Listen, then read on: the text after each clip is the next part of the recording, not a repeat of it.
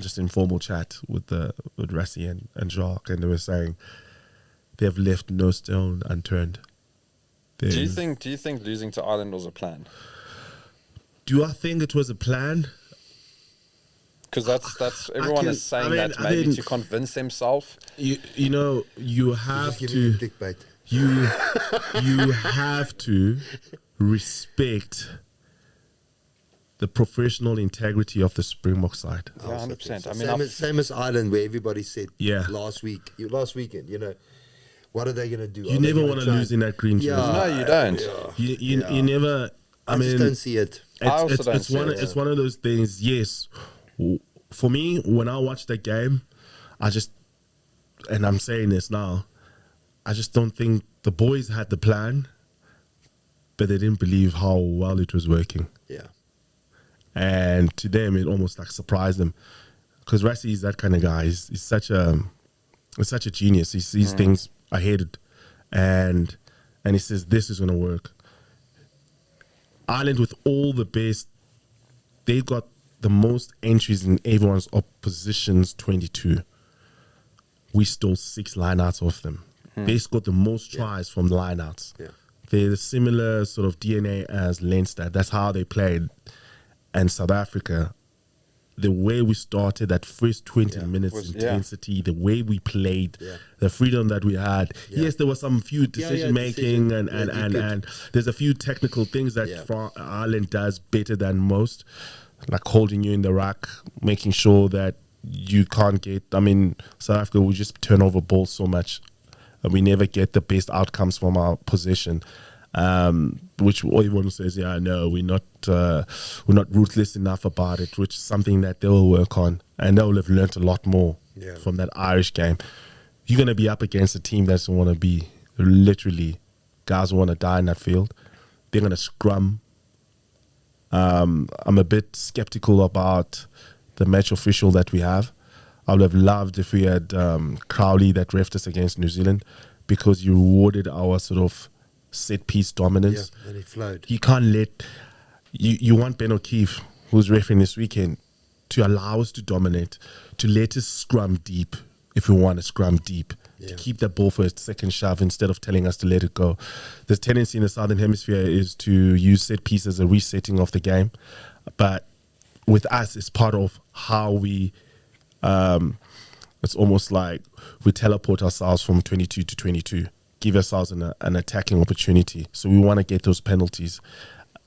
Mauling, I don't think France has got the best technique and technically that good at stopping mauls. Yes, they're going to work on it over the week because they know that's what they'll be up against. We want to make sure that we can give Ben O'Keefe a situation where he can read the right pictures and not let them get away with that, because I think our set piece is going to define where we go in this game. And that first 20 minutes, the intensity and it's easy to say, South Africa's got a rushing defense.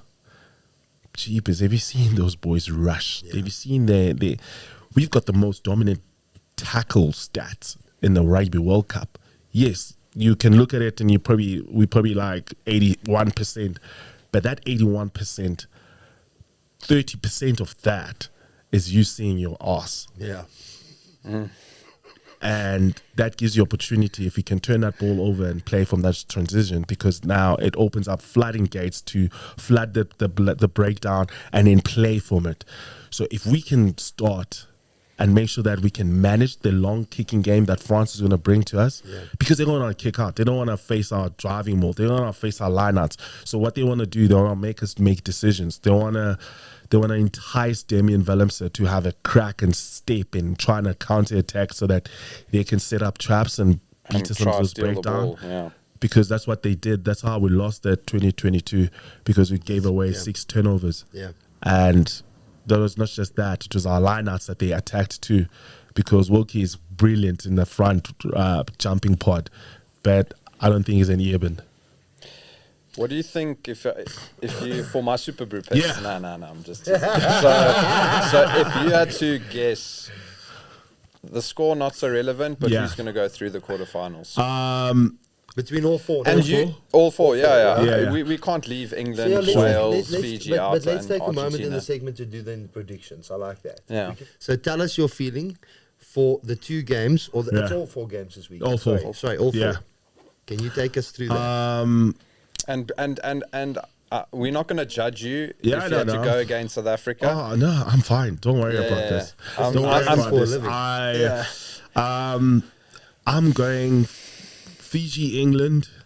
If Fiji plays the same sort of type of template game that they played against Australia where they kicked pressure and they didn't want to play too much, I could see them going through. But England, because of that's the same group that lost in the final in 2019. Yeah. I think they have learned a lot. History in World Cup. History in World Cup has always been good. I think they've learned a lot. And there's been a few controversies, even this World Cup. Hey, don't forget these Fijians. This is the last time this group of players can make a massive name for themselves because they are on the last of their legs and they're superstars that they do have. So it's going to be a fight, but I think England will win it ugly. Wales, Argentina, I see Wales coming through that.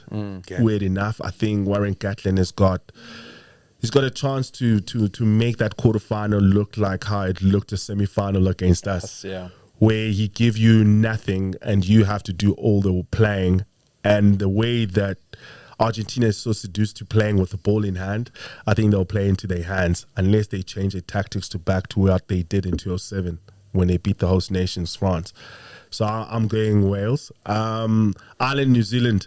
This is where I'm going. Come on, the All Blacks. I think the All Blacks are going to win it. I think the All Blacks are a team that lots of things is going against them at the moment. But for this group, after they lost against France, they knew that. They knew. Yes. You can see something happen. And it's not about the revenge of the losing the series. No, it's about the pride of the little small nation with more sheep than people. Yeah. And they want to make sure that people recognize and realize that they're 3-time champions. And Ireland, I don't see any weaknesses in what they do.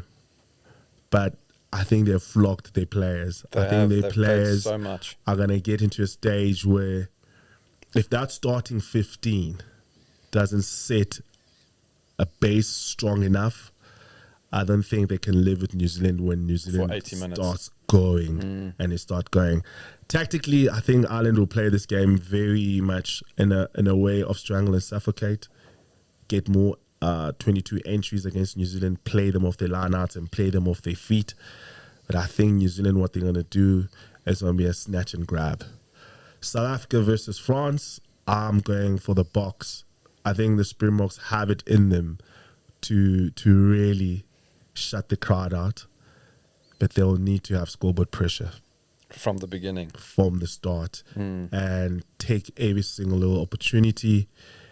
Which is 3 points. And just, you have to make this game as boring as possible. Play at your tempo. Walk set piece to set piece. The only thing is about focusing on task and giving yourself enough time with ball out of play where you can connect and still make sure that people stay on task. And in that way, you don't lose where your targets are. And constantly outwork and outpassion them because it's going to be massive. So that is my my semi-final. So Wales, England, South Africa, and New Zealand. Let's go. Let's go. Let's go.